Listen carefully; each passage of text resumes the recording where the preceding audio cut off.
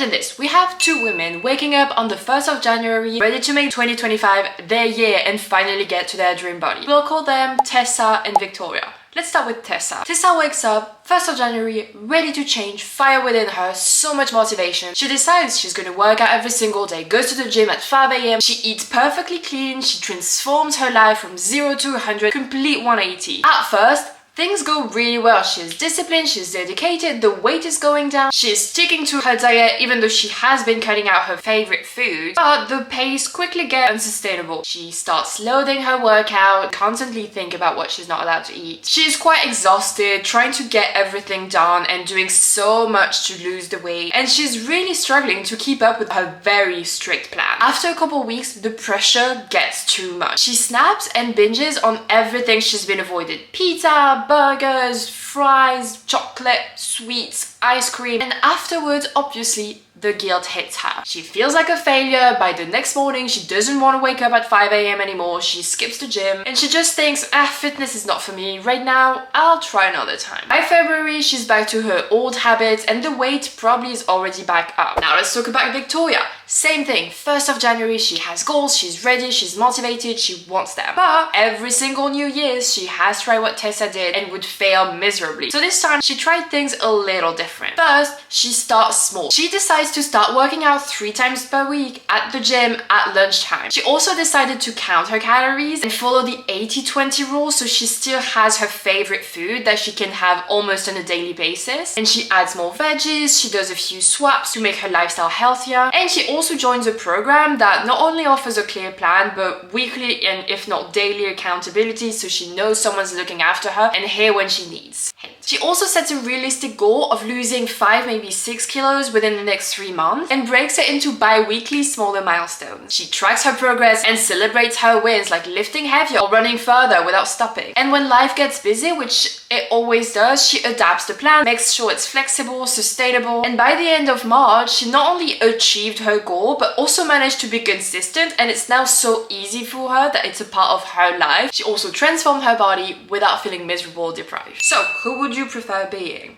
Tessa or Victoria? I've been pretty loud about not being a New Year's resolution person, but if I were to do that, because I know that regardless, a lot of people are getting ready and really want 2025 to be their year and are starting in January, here is how you're going to finally stick to them, finally see results, and not like 80% of people quit before January ends. Here are the chapters for this video. Don't forget that this is also available in podcast. Without further ado, let's get into it. Let's start with talking about why your New Year's resolution failed in the first place. Describing Tessa's example probably gave you a good hint already at what is going on, but let's make sure that it's loud and clear. The first thing is not having clear goals. If you don't really know where you're going, it's really difficult to get there because the plan is not going to work and you're just going to not get anywhere. And this is exactly where SMART goals come into place. Instead of saying, I want to get fit, or oh, I want to be healthier, it has to be specific, has to be measurable, it has to be attainable, realistic, relevant, and has a specific time frame. For example, like Victoria did, I want to lose 5 kilos before the end of March, in 3 months. Second common pitfall is being unrealistic, both with the goals but also with the plan. If you try to go every day at the gym for hours on end at 5 a.m, you're gonna quit because it feels miserable. I'm not only talking about the 5 a.m. thing, but even going every day, that makes no sense. Like even for myself, wouldn't go more than 5 times per week. That's just enough. So trying too much at once, a big no. And 3, lack of planning. You don't really know what you're doing, you're just trying a little bit of everything. You don't really know what's optimal, and most specifically, you don't know how to rely on discipline over motivation when motivation wanes down within 2 to 3 weeks, as per this video. Hopefully it will be out by the time I post this. Let's move on to how to finally set the resolutions the right way. As I've said, you want to start with SMART goals. Each of the New Year's resolutions you have, like I want to go to the gym, have SMART goals attached to them. For example, I want to go to the gym 3 times per week at lunchtime, and this is the plan for it. This is what I will do. And make sure you have not just a vague goal, but a really clear, specific target that you can hit. Because obviously, if you can hit them, you'll see the progress, and the progress will make you more motivated to keep on going. Second tip is start small. Instead of trying to go 5, 6, 7 times per week, start with 2 to 3. That's what I start my clients on anyways, half hours, and then we build up to maybe 45 minutes, maybe an hour, 4 times per week, 5 times per week, and that is it. That's the maximum I would recommend anyone anyways. Start small and then increase. Don't try to go from 0 to 100 because you're gonna get overwhelmed, you're gonna get tired, and that's when you quit. 3, as I've said, you gotta plan ahead. You gotta know, first of all, what you're gonna do, you know, for the full thing, and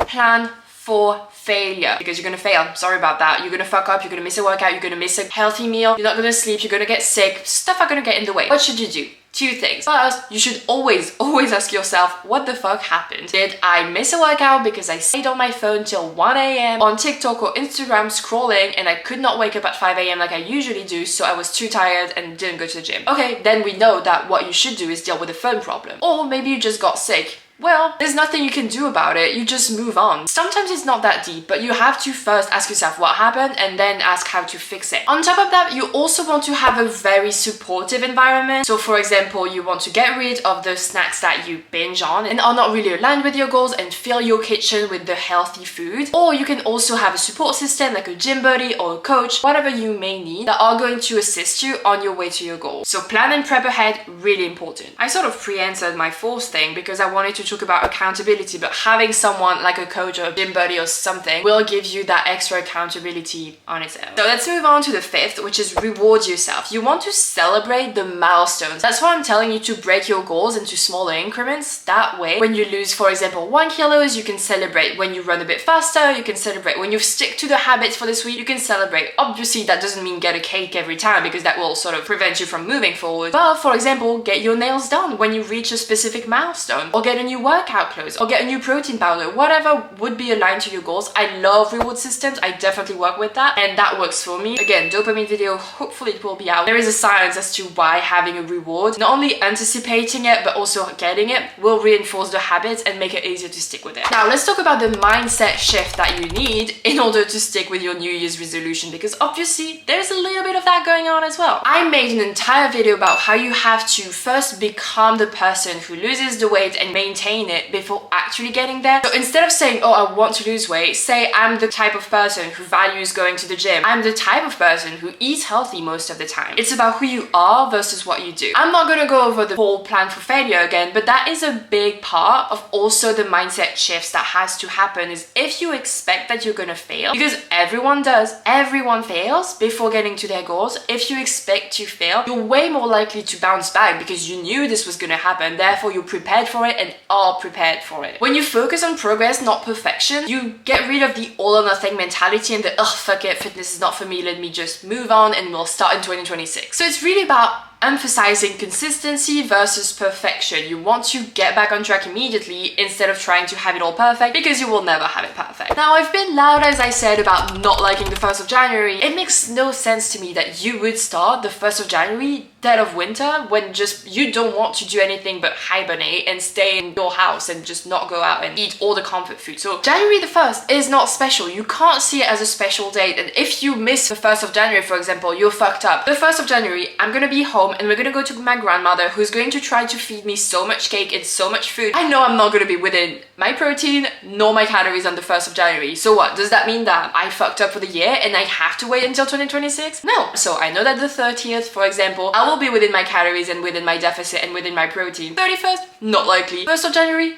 neither, and that's fine. I don't attach particularly the 1st of January with, oh my god, I have to have that day perfect, that way the whole year is set for success. No. It's all about the mindset that you attach to that and that you have when you get started. It's just one day. You could start now. You could have started at the 1st of December, the 2nd or the 3rd for that matter. You can start anytime. You can start when you're, not when you're ready, because you'll never be ready to start, but you can start when you have the idea of starting. And that's when you start with small steps so you're not overwhelmed and you see results. And if you had, for example, started at the beginning of December, you would have already seen some results despite going out and despite the 24th and the 25th and all of that. You would still see results by the 1st of January. And what is better better motivation to keep on doing something than seeing results? Nothing, basically. Now, obviously, as I said, you don't have to do this alone. So if you're someone who wants to lose 20 pounds, or even if you're just skinny fat and want to get to lean and tone, without starving yourself, spending hours doing cardio every single day, without saying goodbye to your favorite food and your social life, and of course, without gaining the weight back right after, I highly suggest you book a free consultation call with me below, completely free, just to see if and how I can support you, and if I can, I will welcome you into my program. I've done it myself, my clients are now doing it, so why not you? That was pretty much it for today's video. Thank you so much for watching. Happy New Year. I'm probably going to post this one right before the New Year's, probably, so we'll see. But yeah, if you like this video, like, subscribe, comment, share, all that good stuff, and I'll see you in the next one.